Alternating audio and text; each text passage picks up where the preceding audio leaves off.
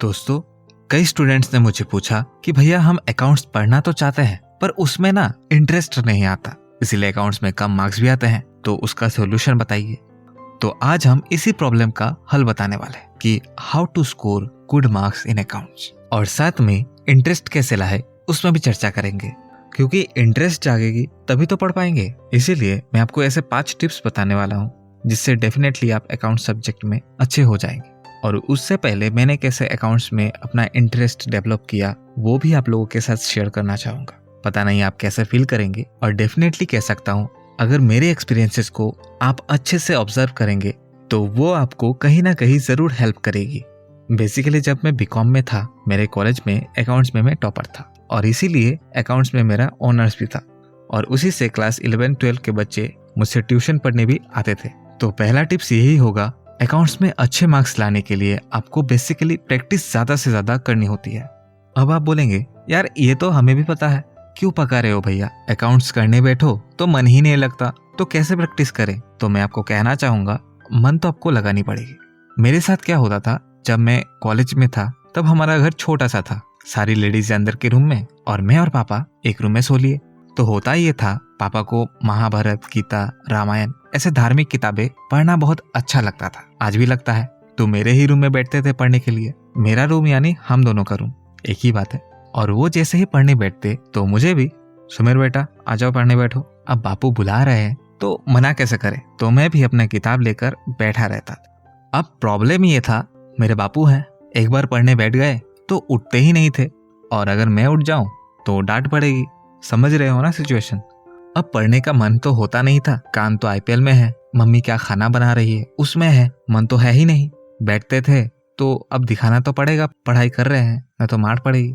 तो स्कूल से मैथ्स थोड़ा बहुत आती थी, तो इंटरेस्ट था उसमें, थोड़ी सी ही सही मगर था उसमें। अब ऐसा भी नहीं मैथ्स में 80-90 मिलते थे, एवरेज 50-60 आ जाते थे। थ्योरी सब्जेक्ट्स तो याद ही नहीं रहता था। अब अकाउंट्स में थोड़ी कैलकुलेशन है, तो अकाउंट्स को लेकर ही बैठते थे, और पापा के साथ ही सोना होता है, तो सुबह सुबह जगा देते। और ठंड के दिन तो पूछो ही मत, जैसे ही सुबह के 5 बजा नहीं, रजाई खींचकर खुद सो लिए। और सच बता रहा हूँ, वो नींद आज भी याद आती है। मन तो होता ही नहीं था पढ़ने का, फिर भी क्या करें, उठना तो पड़ता ही है। और गुस्सा भी आता था, और पापा भी, सुबह पढ़ो मैं सुन रहा हूँ, असल में ये बोलकर वो सो लिया करते थे। अब वो सो रहे हैं जाग रहे हैं मुझे तो पता नहीं, मुझे तो लग रहा है वो सुन रहे हैं, लेकिन वो सोते रहते। पर आज मैं रियलाइज करता हूँ वो सारी चीजें तो मेरे भलाई के लिए ही थी। और यही मन ना होने के बावजूद पढ़ने बैठना और अकाउंट्स बुक के क्वेश्चंस को धीरे धीरे ही सही एटलीस्ट सॉल्व करना कहीं ना कहीं मेरे अंदर धीरे धीरे इंटरेस्ट जगा रही थी। और एक एक करके जब क्वेश्चन सॉल्व होने लगे तो अकाउंट्स में इंटरेस्ट भी आने लगा। और आप एक चीज नोटिस करना, जो चीज आपको ऑलरेडी आता होगा उसमें आपका इंटरेस्ट और जगता है। जैसे आप गेम को ही ले सकते हैं, जिनको BGMI खेलना आता है वो और ज्यादा खेलते हैं, और जिनको आता नहीं है वो खेलते ही नहीं है। और इसी तरह अकाउंट्स में मेरा इंटरेस्ट आ गया, और उसके बाद वही इंटरेस्ट मैं दूसरे सब्जेक्ट में भी डाइवर्ट करता गया।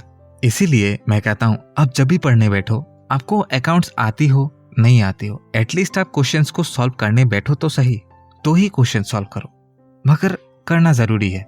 पहला पेपर सॉल्व करने में दिक्कत बहुत हो सकती है, इनफैक्ट होगी ही नहीं, कोई नहीं, उस दिन सो जाओ और सुबह उठो, फिर ट्राई करो, और इस बार सॉल्यूशन के साथ चेक करो कहाँ प्रॉब्लम आ रही है। इस तरीके से पढ़ेंगे तो बहुत कुछ चेंज हो सकता है।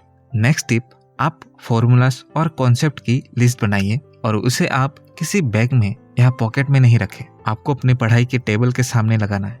कॉन्सेप्ट्स जैसे PL अकाउंट में ऐसे कई सारे कॉन्सेप्ट है, जैसे एडिशनल इंफॉर्मेशन में जो एडजस्टमेंट्स दी होती है वो 2 जगह प्लेस होती है, और जो इंफॉर्मेशन ट्रेडिंग अकाउंट में होती है वो सिंगल जगह में पेस्ट होता है। इसी तरह के कॉन्सेप्ट्स को और फॉर्मूलेस को लिख कर रखना चाहिए, और मिरर के साइड में लगा सकते हैं। तो ये चीजें आपको याद रखनी नहीं पड़ेगी, आप देखते देखते ही सीख जाएंगे। Next, solve questions using pen paper. दोस्तों पता है हमारे साथ दिक्कत क्या आती है, हम क्वेश्चंस को माइंड में ही सॉल्व करना स्टार्ट कर देते हैं, और जो कि हम प्रैक्टिकली नहीं कर रहे होते हैं, तो एग्जाम के टाइम हमारे सामने सेम क्वेश्चन ही आती है तो हम उसे कर नहीं पाते, क्योंकि हमने उसे प्रैक्टिकली नहीं कर रखा होता है। और एक बात, जब हम किसी क्वेश्चन को माइंड में ही करना स्टार्ट कर देते हैं तो एक भी लाइन अगर हमें समझ नहीं आता है तो हम टेंशन में आ जाते हैं, ये कैसे होगा, इसका फॉर्मूला क्या होगा, कैसे होगा, और हम उसे छोड़ देते हैं। नहीं, आप एटलीस्ट पेपर में करना स्टार्ट तो कीजिए। नहीं आ रहा कोई बात नहीं, स्टार्ट तो करिए, और जैसे जैसे क्वेश्चन सॉल्व करते जाएंगे तो कई चीजें हम समझने लगते हैं और क्वेश्चन सॉल्व होना शुरू हो जाता है। और ये चीजें मैंने प्रैक्टिकली किया है, तभी बता पा रहा हूँ, और अभी भी मैं इसे इस्तेमाल करता हूँ मेरे सीए की पढ़ाई के लिए। नेक्स्ट, आपको सेपरेट नोटबुक बनानी चाहिए।